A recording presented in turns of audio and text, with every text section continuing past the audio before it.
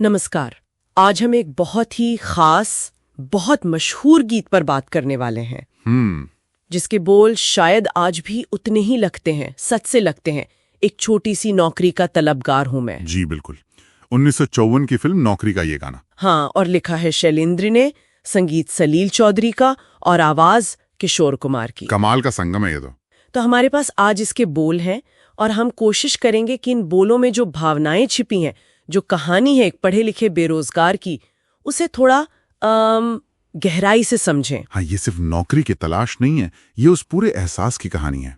देखें ना, शुरुआत कितनी सीधी है, कितनी सरल विनती। एक छोटी सी नौकरी का तलबगार हूं मैं। हाँ, कोई लाग लपेट नहीं, साफ साफ, और वो भी छोटी सी नौकरी। सही कहा, मतलब कोई बहुत बड़े सपने नहीं पाल रखे उसने, बस एक अदद नौकरी चाहिए। जी, इससे लगता है कि शायद जरूरतें बहुत बुनियादी हैं, या फिर कह सकते हैं कि उम्मीदें थोड़ी कम हो गई हैं हालात देखकर। वो ये पहली बार नहीं है कि वो कोशिश कर रहा है। वो कहता है 108वीं अर्जी मेरे अरमानों की। सोचिए, 108 बार। हाँ, इसमें कितनी थकान, कितनी निराशा झलकती है। 100 से ज्यादा बार। बिल्कुल। ये 108वीं जो है ना, ये सिर्फ एक नंबर नहीं लगता, ये जैसे उस पूरे सिस्टम पे, उस लंबे संघर्ष पर एक टिप्पणी है। और फिर वो लाइन, बेकारी से बेजार हूं मैं।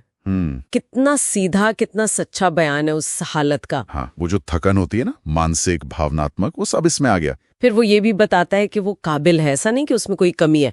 कहता है मैंने कुछ घास नहीं काटी, किया बीए पास। जी हाँ, समझदार हूं मैं, और ये भी कि खेल सब खेलें, फुटबॉल में कप्तान भी था। बिल्कुल, मतलब क्वालिफिकेशन है, स्किल्स भी हैं शायद। लेकिन इतनी सब काबिलियत के बाद भी वो क्या मांग रहा है? कलेक्टर या अफसर? नहीं, बस एक बाबू की नौकरी। और यहीं पर वो जो एक फासला है ना, शिक्षा और असलियत के बीच का, वो साफ दिखता है। डिग्री तो है, पर नौकरी नहीं। और उम्मीदें भी शायद घटते घटते बस एक क्लर्क या बाबू तक सिमट गई हैं। हाँ, ये सिर्फ बेरोजगारी का दर्द नहीं, ये शायद सपनों के टूटने का भी है। हाँ, और साथ ही साथ घर की जिम्मेदारियां भी तो हैं। बिल्कुल। वो जिक्र करता है प्यारी माँ, छोटी बहन, और फिर कहता है लोक परलोक मेरे सर पे है, जैसे सारा बोझ उसी पर है। जी, ऐसा लगता है कि वो परिवार की कश्ती को अकेला ही पार लगाने की कोशिश में है, मजेदार में। ये उस वक्त के समाज का भी आईना है शायद, है ना, जहाँ एक कमाने वाले पे ही सब टिके होते थे। हाँ, वो सामाजिक दबाव साफ महसूस होता है। और उसकी विनम्रता देखिए, तुमसे कुछ और जो मांगूं तो गुनहगार हूं मैं। सही बात है, जरूरत बता रहा है पर हक नहीं जता रहा, एक तरह से याचना कर रहा है। जी, एक बेबसी है उसकी आवाज में। और इतनी सारी नाउम्मीदी के बीच भी एक टिमटिमाती हुई उम्मीद भी है, भले ही वो अंधविश्वास जैसी लगे। फड़क रही है दारी आंख, ये अच्छा है सगुन। हाँ, ये बहुत बहुत मार्मिक है। जब सारे रास्ते बंद लगते हैं तो इंसान शगुन में, छोटी छोटी चीजों में उम्मीद ढूंढने लगता है।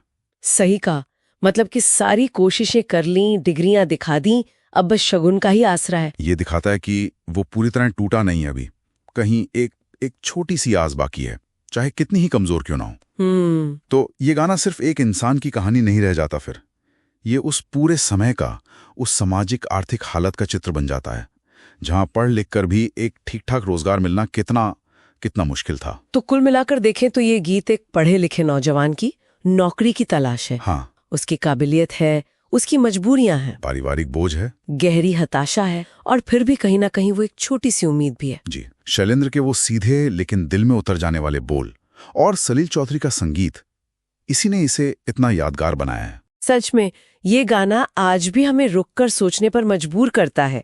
क्या आज के समय में डिग्री और एक सम्मानजनक रोजगार के बीच का संघर्ष वो वैसा ही है, या बस उसका रूप बदल गया है?